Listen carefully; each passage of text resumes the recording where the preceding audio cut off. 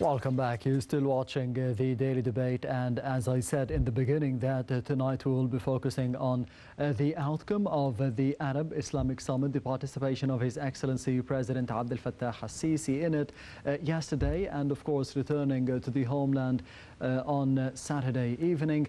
The immediate ceasefire was one of the main demands made by His Excellency President al-Sisi during the speech of the President of Egypt in Riyadh during participating in the Arab Islamic Summit, as well as de-escalating the efforts of de-escalating the situation in Gaza and halting the idea of displacing the Palestinians and the Gazans into the neighboring countries. Dr. Ibrahim Al-Ghazawy, how did you see the outcome of such a summit, the Arab Islamic Summit? Well, it's a good move. Of course, what every Arab individual today hopes that this summit and the outcome of this summit will be translated as soon as possible into a plan, strategic plan for Arab world to move ahead with the the goal of finding solutions to actually to the two main issues.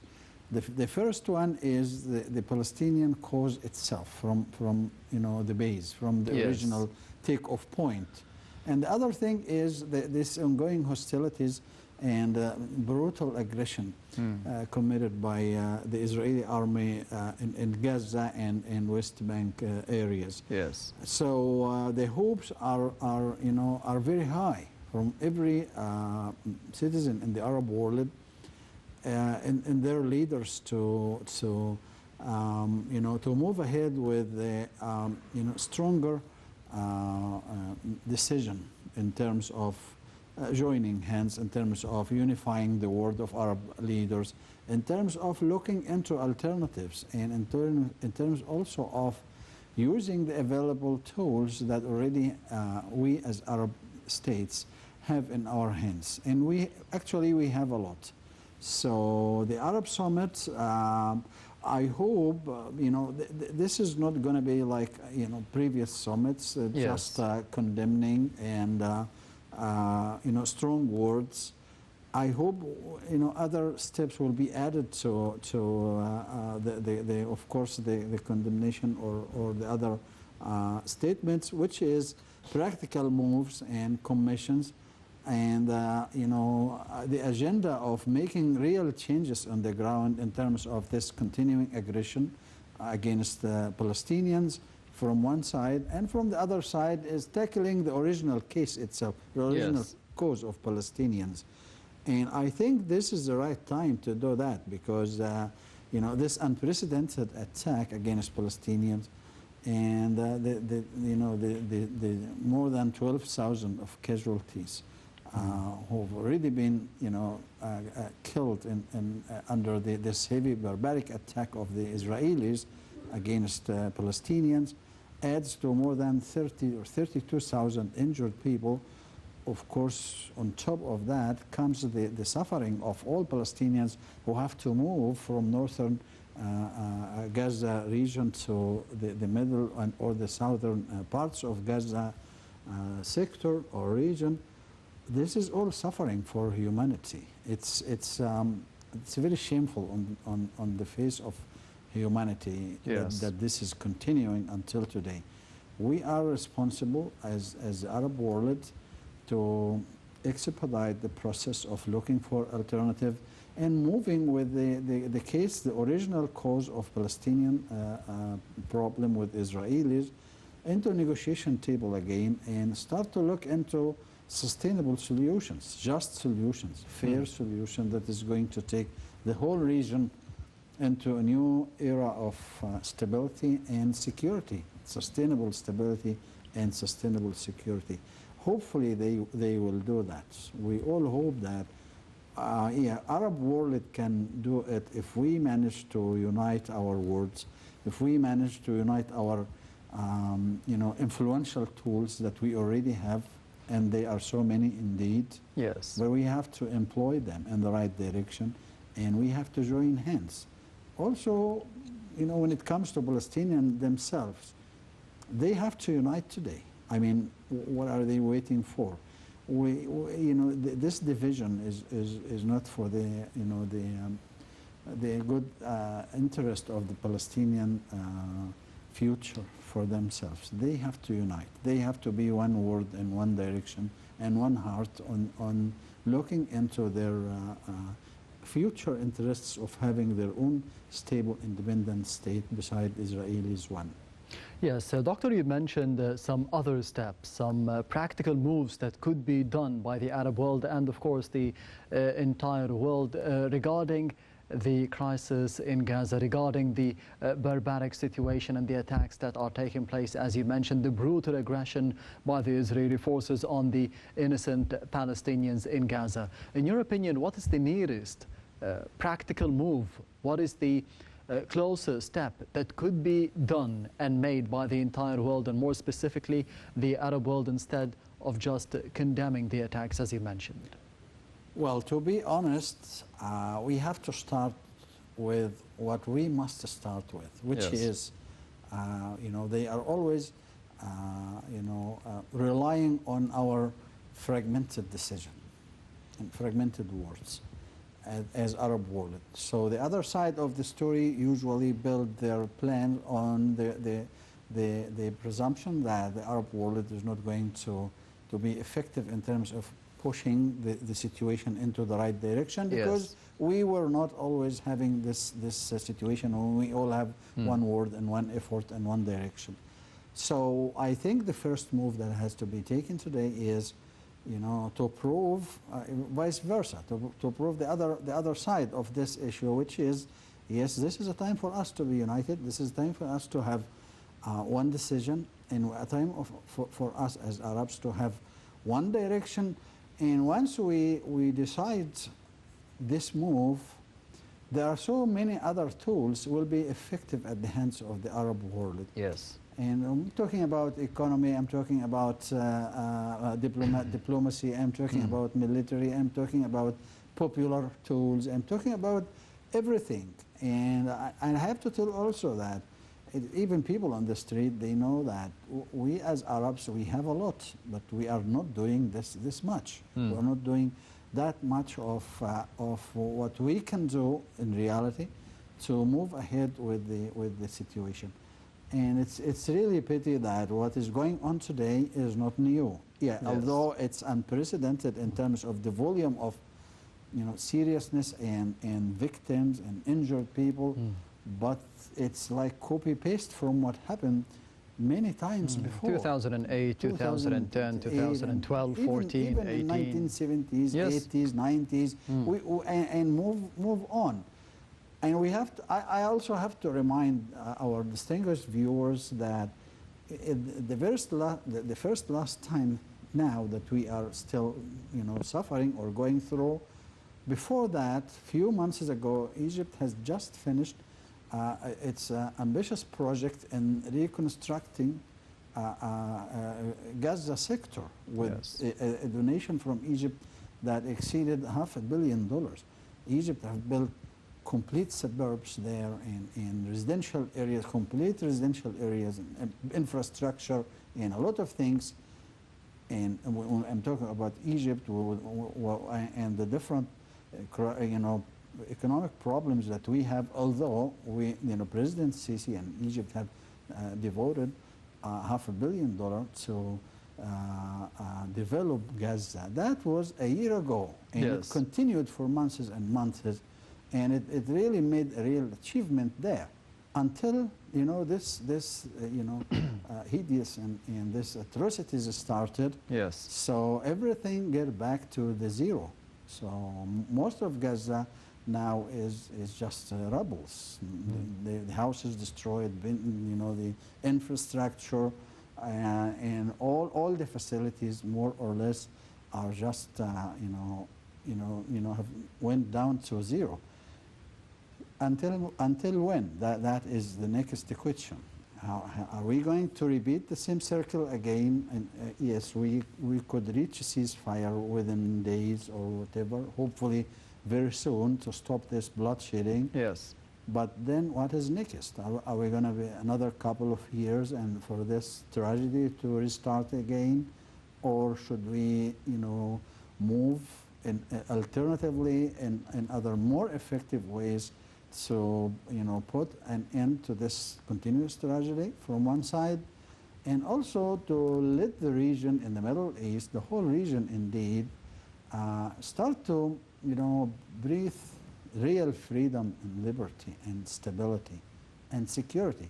I have to remind all the people who are listening to us, distinguished viewers, that without just and fair solution to the Palestinian cause, we cannot talk about security.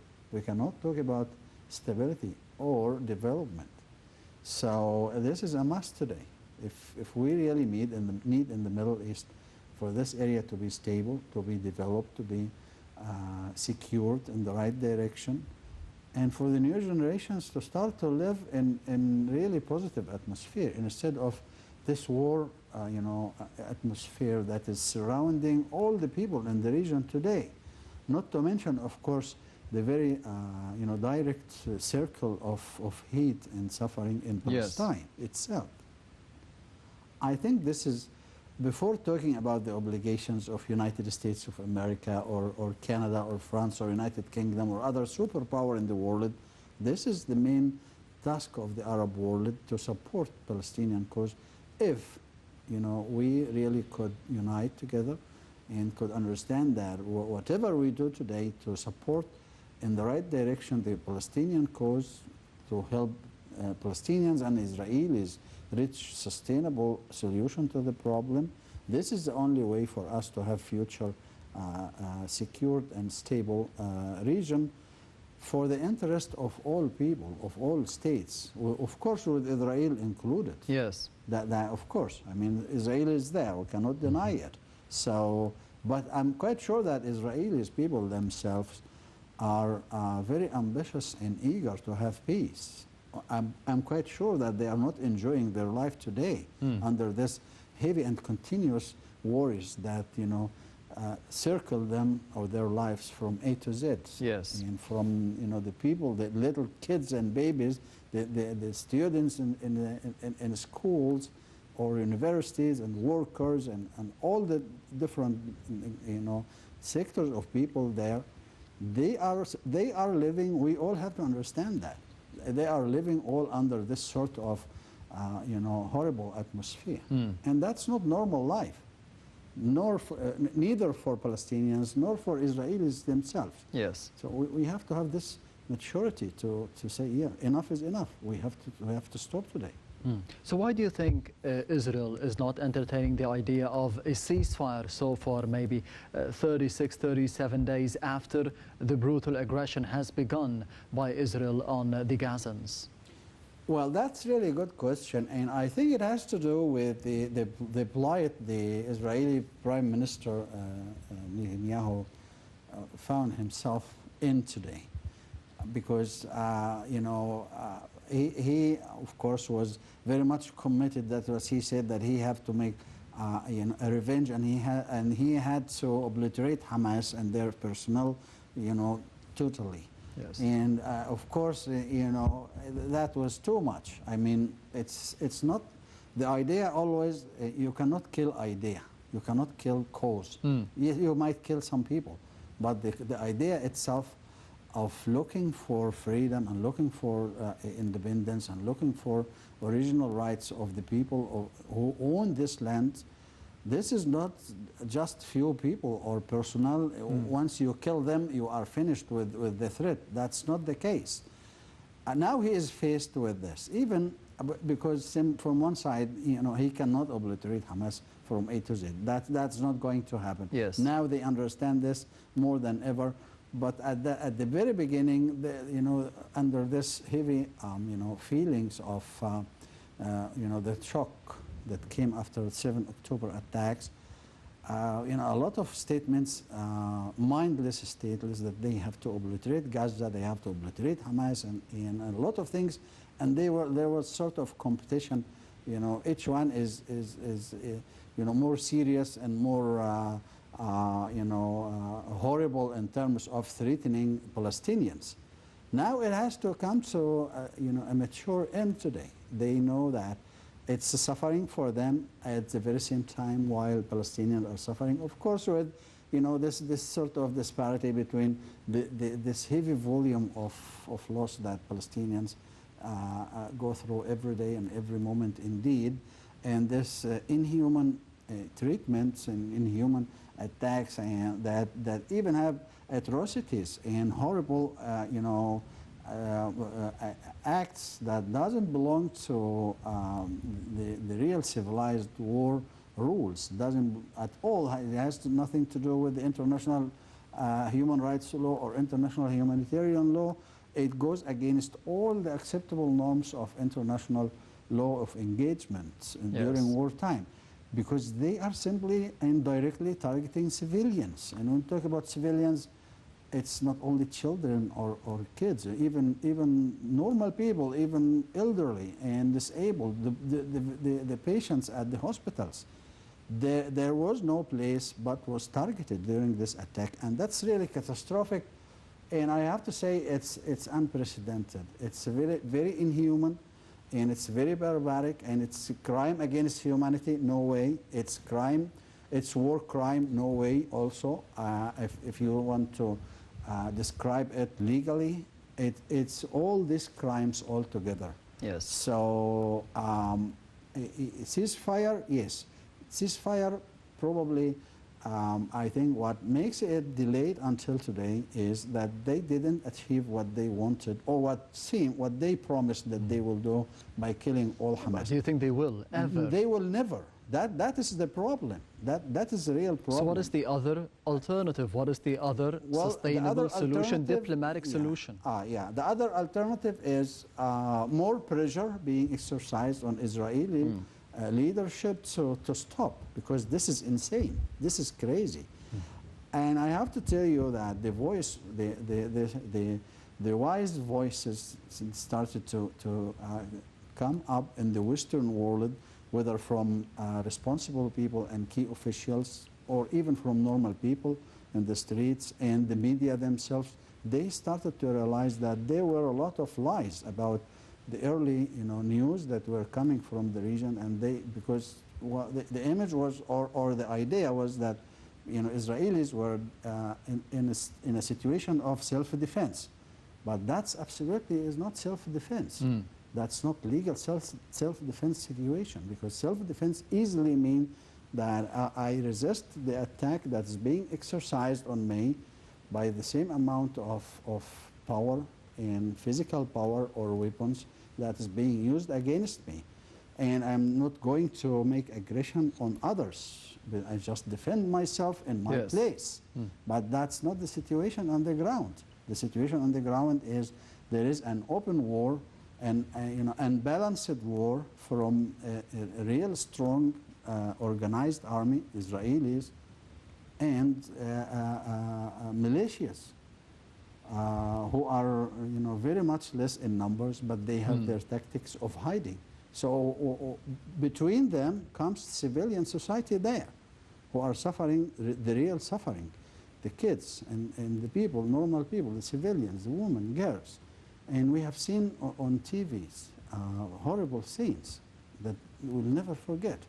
And it's real massacres and bloodshedding that was no one was saved. It's like a massive killing of ethnic cleansing.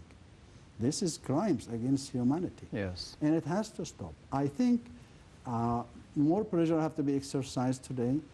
And when we finish talking about the Arab states and what we have to do, now the talk have to go to the United States of America, because this unconditional support that was stated at the first days of the Israeli attack against Gaza, it has to stop today. Now they have to understand. Do you think that pressure is building up on the U.S. President Joe Biden to be putting pressure on the Prime Minister Benjamin Netanyahu of Israel? But time is precious. Time is precious. I mean, one day delay means new hundreds of civilians being killed, new thousands being injured. Yes. And more hatred are accumulating That's another story. If we today manage to make a ceasefire, how on earth that those kids that have seen their parents and their neighbors, and their fathers and Entire sisters, families. entire families killed in front of their eyes, and the blood shedding all around them. Do you think that they are going to forget that one day? So that there is another story of suffering that we have to put in mind, which is hatred, this accumulated Revenge. hatred. We have to stop that. It's really insane. I mean, we have to stop that. There is nothing, you know, in the whole area and the whole land and even the whole world, there is nothing worth this tragedy of human suffering in the region. It has to stop. Doctor, you mentioned the statements made by the Prime Minister of Israel, Benjamin Netanyahu, regarding the eradication, the possible eradication of Hamas in Gaza and even the eradication of Hezbollah in Lebanon as well. And he has failed to do both. So don't you think that this is building pressure from within Israel against him as the Prime Minister? That's true. That's exactly what is happening today and the previous days. And it's very obvious that, you know, through the political circles, the highest political circles and the Israeli decision-making level, there are so many disagreements today. And also from the military side, there are starting disagreements. Voices start to come up higher and higher because some of them start to think the way we talk now. Some of them start to use their minds. And you know, we have to use our minds. You know, even for a moment to think about what we are doing. Are we in the right track? Are we really appreciating our real cause of Israel as a state and Palestinian as people?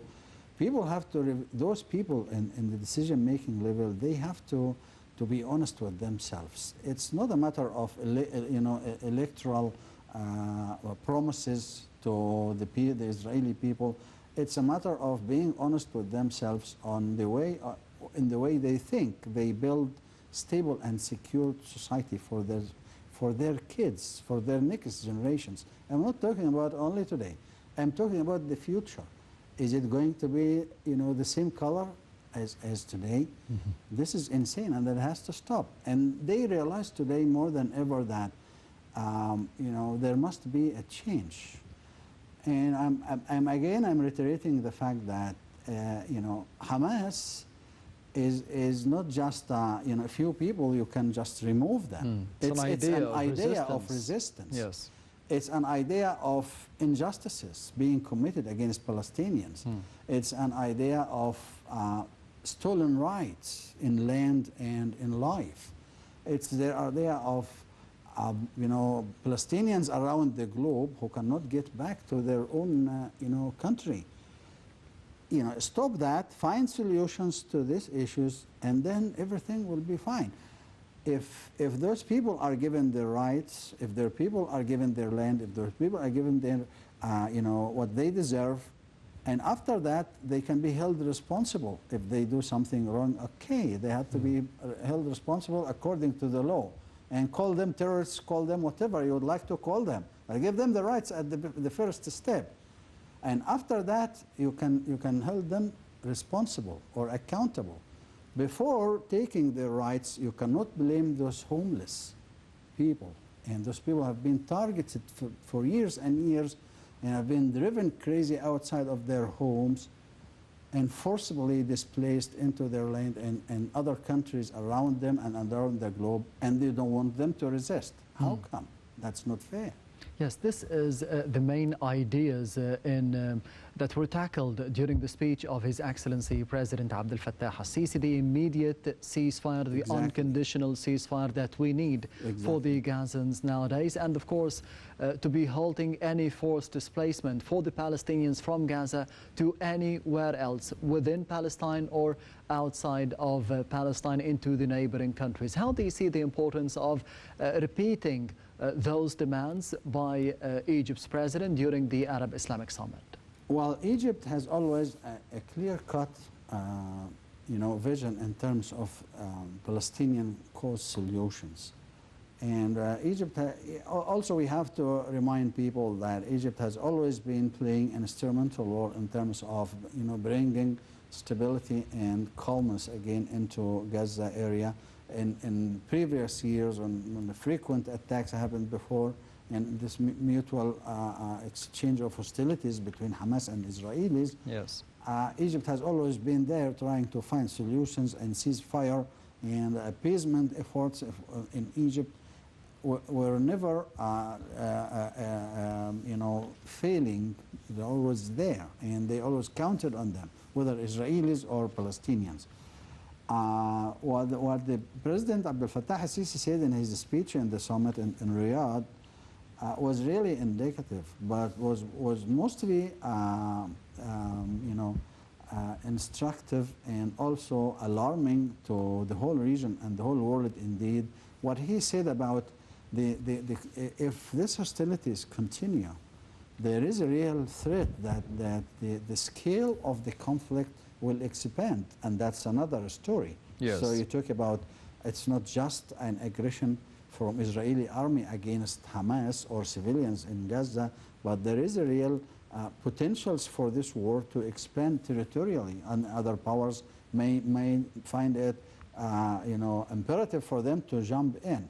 So that is a threat and an alarm that we all have to take into consideration, especially the Israelis and the United States of America.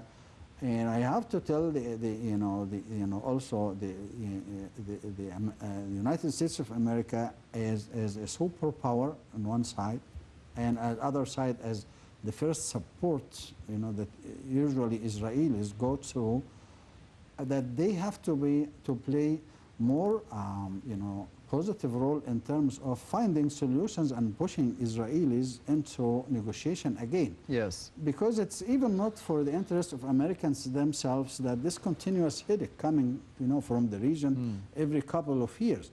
Americans pay a lot of billions of dollars for that, whether for Israelis or for humanitarian relief and support to Palestinians. But for how long? That has to stop. Yes. Yeah. On the other hand, on the sidelines of the Arab Islamic Summit, President Abdel Fattah al-Sisi held a number of meetings. A number of them were between President al-Sisi and the Saudi Crown Prince Mohammed ibn Salman, the Turkish President Recep Tayyip Erdogan, the Syrian President Bashar al-Assad, the President of Iran Ibrahim Raisi, as well as the President of Iraq and the Jordanian King as well. What does this say about the weight, the political weight of Egypt in the region and in this specific entanglement, if we can call it? Well, simply to summarize, how Egypt is, displayed, and when it comes to Palestinian cause, I have to tell you that Egypt probably the state or the country number one in the Arab world that have paid very harsh and dear price. Yes. For Egyptian support, continuous and deep support from the early beginning of the Palestinian crisis. And no one can deny that. No one can defy that. We were the people who fought for the cause, and we were the army who lost tens and hundreds of thousands of casualties. And we were the country which paid from its economy from A to Z, covering the extraordinary and heavy cost of war. Yes. War is not an easy task. It has never been an easy. It's just few days of war. It's just will make your economy suffer for 100 years, because we are not an oil country, oil producing country, and we are a country with a problem always in economy. So when we go to war, this is not luxury for us. It means that we pay dearly for this war. So no one can deny that. Egypt has always been in the facade of events when it comes to Palestinian cause, and that's the situation that was stated by President Sisi many times. It's not only statements. Actually, in reality, whenever anything wrong happened, whether in West Bank or in Gaza, Egypt has always there supporting.